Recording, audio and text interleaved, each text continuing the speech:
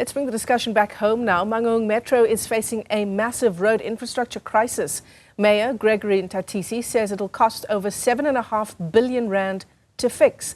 The mayor says approximately 1,600 kilometers of tarred roads in the metro are in a poor state, with many gravel roads also severely neglected. Newzroom Afrika's Juniour Khumalo is following this story, and he joins us now live. Juniour, and I believe you're in conversation with the mayor. Indeed, Michelle, we are here with the Mangaung Mayor just to speak about some of those challenges. Beyond the issue of road infrastructure challenges here, there was that Auditor General report that came out last week on Tuesday. And in it, the Auditor General spoke about a lot of challenges facing this metro, especially the financial challenges that this metro is facing. One of those issues that she raised, she says that there was about 1.3 billion rand in unauthorized expenditure. There was also 277 million in irregular expenditure and another 126 million in fruitless and wasteful expenditure. This is one of those metros that has actually been placed under administration in 2022, with the national government coming in to try and resolve most of these challenges. But it seems some of these challenges still linger on. But the mayor has promised to turn things around. So joining me now is the Executive Mayor, Mr. Gregory Nthatisi. Sir, thank you so much for agreeing to speak to us today. Firstly, before we get to the issue of the road challenges that you spoke about on Friday, just to speak about that Auditor General's report. She mentioned a lot of challenges when it comes to the way money is spent in this metro. What are some of those challenges, and is this intervention by national government helping? Well, let me start by saying we came in just as the intervention was coming to an end with regard to the deployed cadres, not the declaration of the metro being under Section 139, subsection 7, which still speaks to the existence of the intervention. That's when we came in. And then upon our coming in, yes, indeed, we found a very audit report and financial accountability, as well as governance and other related institutional instability, as well as lack of service delivery. So these are the issues that were tabled before us through a report that was left by the personnel that were mending the intervention from the cabinet reps, called Financial Recovery Plan, a document which served as a baseline for our implementation. Now, I must indicate first and foremost that I think the public should understand that the Auditor General operates retrospective.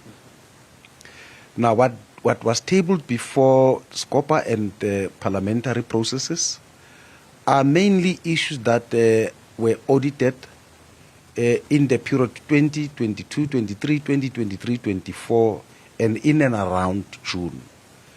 Those account to financial years. But when the Auditor General would report, it would seem and appear like they are current. Our office is in a constant communication with the Auditor General in redressing those imbalances of the past. So we are indeed working very hard to stabilize the city in mainly the discipline of what the Financial Recovery Plan left us with. You know, instability with regard to governance, instability with regard to finances, instability with regard to issues of institutional stability, instability also with regard to provision of services. So that's what we are hard at work doing. Yes. About the provision of services. In this report, when the Auditor General was presenting in Parliament this week, they spoke about the municipality itself has a budget of about 6 million, but only about 700 million of that goes to providing service delivery. Where does most of the money go to? Well, look, let's put it this way. Our budget in the main goes to three critical areas. One area is our salaries. Second would go to service delivery expectation. And the other portion of our budget would be coming from the finances that are grants, which must go to where grants are directed to go to. So in the main, we work based on that. Our thrust is our budget coming from national grants as well as self-collection from communities and through,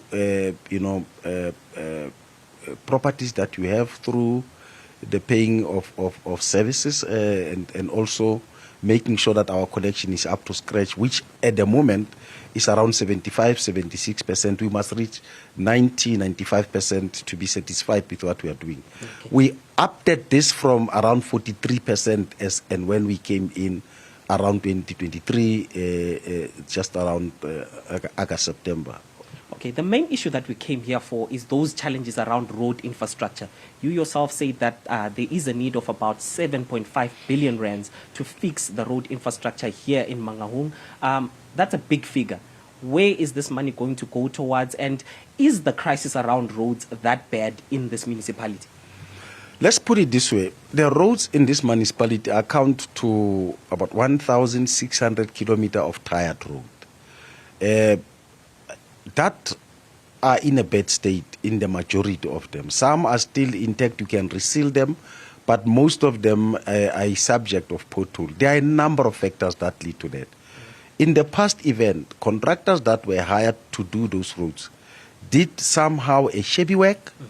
Some people were charging a particular strength of the roads and provided a minimal strength of the road. And this account to institutional stability.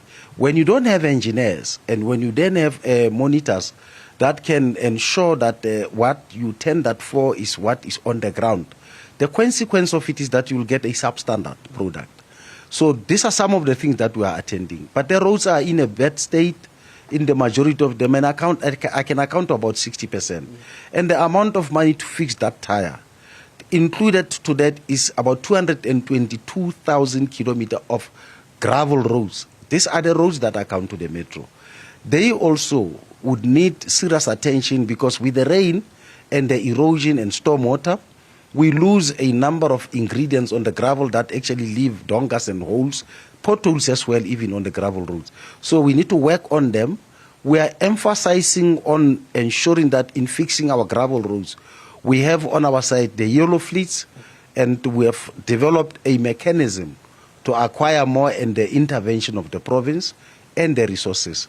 And then also we are dealing with the potholes, but the truth of the matter is some of the roads need to be revamped from scratch because time immemorials, they were not attended to in a scientific way to such an extent that even if you may patch potholes, roads, water, and rain aren't friends. Yes. Where you find water, you are bound to find dilapidated roads or roads that get damaged.